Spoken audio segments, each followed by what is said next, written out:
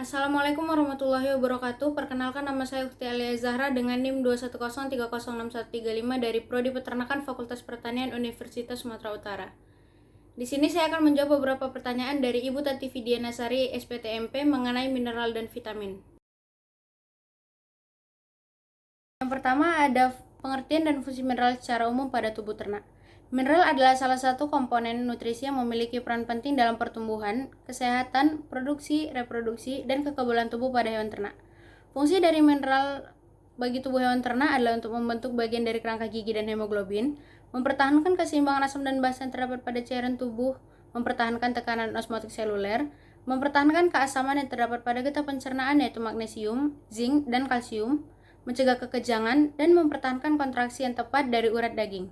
Serta adanya hubungan dengan fungsi vitamin dalam pembentukan tulang, yaitu mineral harus disediakan dalam jumlah yang cukup dan perbandingan yang tepat. Pertanyaan selanjutnya yaitu jelaskan fungsi mineral makro dan mikro pada tubuh ternak. Yang pertama, fungsi mineral makro pada tubuh ternak yaitu ada kalsium yang berfungsi untuk pembentukan tulang dan gigi, mencegah pembekuan darah, dan kontraksi urat daging. 12%-nya terdapat pada air susu. Yang kedua ada fosfor yang berfungsi untuk pembentukan tulang dan gigi, metabolisme energi, dan merupakan bagian dari DNA dan RNA.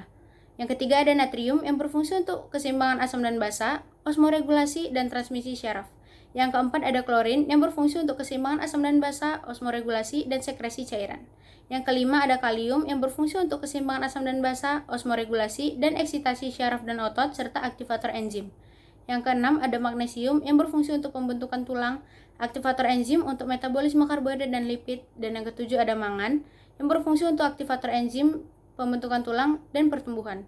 Selanjutnya, fungsi mineral mikro pada tubuh ternak. Yang pertama ada zinc yang merupakan komponen dan aktivator enzim serta penyembuh luka. Yang kedua ada ferrum, yaitu pembentukan hemoglobin dan bagian dari sistem enzim.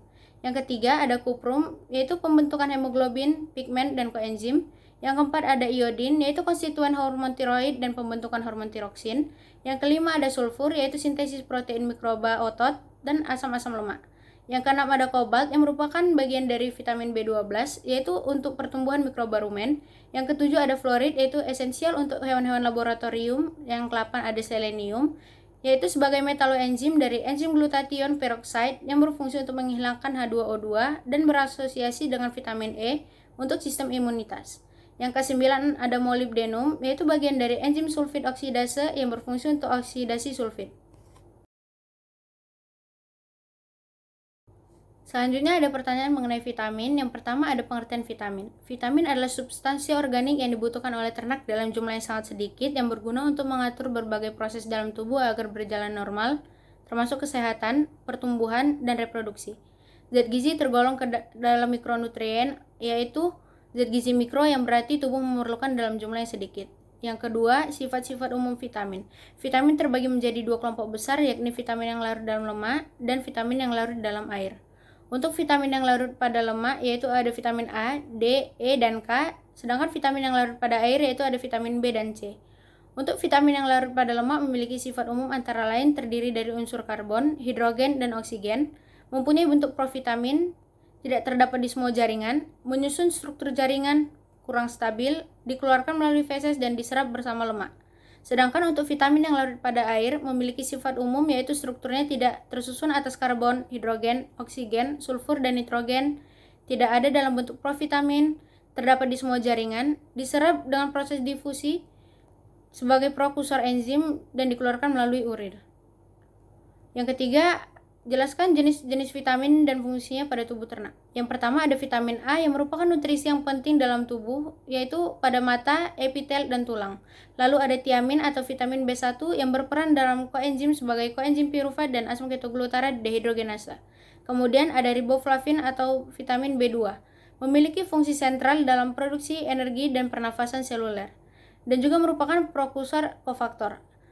Ada juga niacin atau vitamin B3 yang berfungsi untuk menurunkan kadar kolesterol dengan cara menurunkan produksi protein yang mengangkut kolesterol dalam darah. Selanjutnya ada asam pantotenat atau vitamin B5 yang diperlukan untuk sintesis koenzim A. Selanjutnya piridoksin B6 yang berfungsi dalam perubahan triptofan menjadi niacin dan dalam penggunaan asam lemak. Biotin yang berfungsi dalam metabolisme lemak, karbohidrat, dan protein. Lalu ada folat yang berfungsi dalam sintesis purin dan pirimidin. Selanjutnya ada vitamin D yang berfungsi untuk membantu proses absorpsi kalsium dan fosfor dan berperan dalam proses reabsorpsi fosfat pada ginjal dan berperan dalam pembentukan tulang. Lalu ada vitamin E yang berfungsi untuk membuat normalnya proses reproduksi beberapa jenis ternak sebagai antioksidan dan memperbaiki zat besi oleh usus. Lalu ada vitamin K yang memiliki proses dalam pembekuan darah khususnya diperlukan dalam sintesis protombin dalam hati. Yang terakhir ada vitamin C yang berfungsi dalam sintesis kolagen, katekolamin, karnitin, metabolisme kolesterol, tirosin, dan kortikosteroid, pembentukan asam empedu, dan meningkatkan kekebalan tubuh.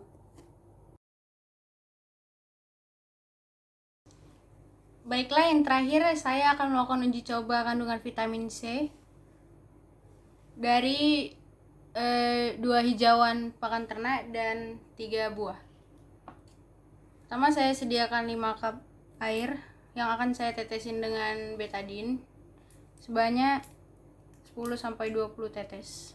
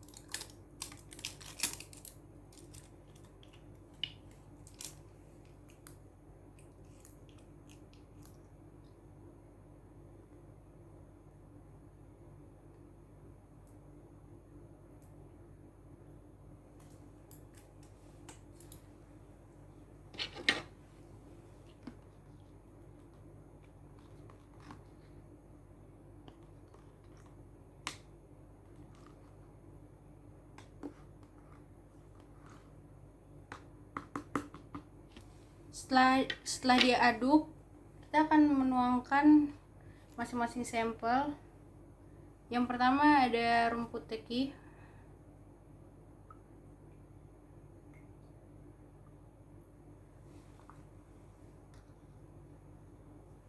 lalu ada rumput gajah,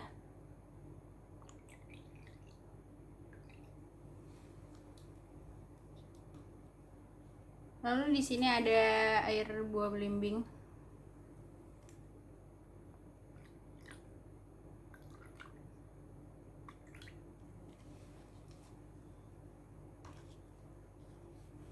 air dari buah nanas,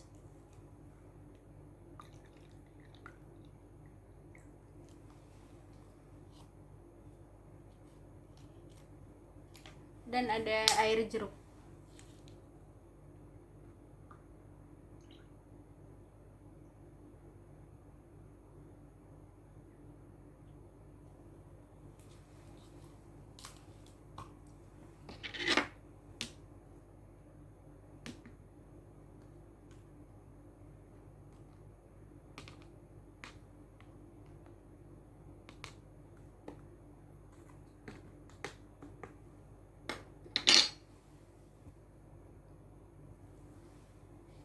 Nah, betadine ini mengandung providin iodin sebanyak 10% yang setara dengan 1% iodin. Ini yang menjadi indikator karena reaksi antara asam askorbat dalam vitamin C dengan iodin akan menghilangkan warna dari iodin. Kesimpulannya, larutan yang mengandung vitamin C warnanya akan lebih jernih, namun jika warnanya menjadi semakin pekat, maka kandungan vitamin C-nya semakin rendah. Jadi di sini ada 3 larutan yang warnanya berubah, yaitu ada larutan dari sampel buah belimbing, buah nanas, dan buah jeruk. Berarti 3 sampel ini mengandung vitamin C yang lumayan tinggi. Sekian yang dapat saya sampaikan. Assalamualaikum warahmatullahi wabarakatuh.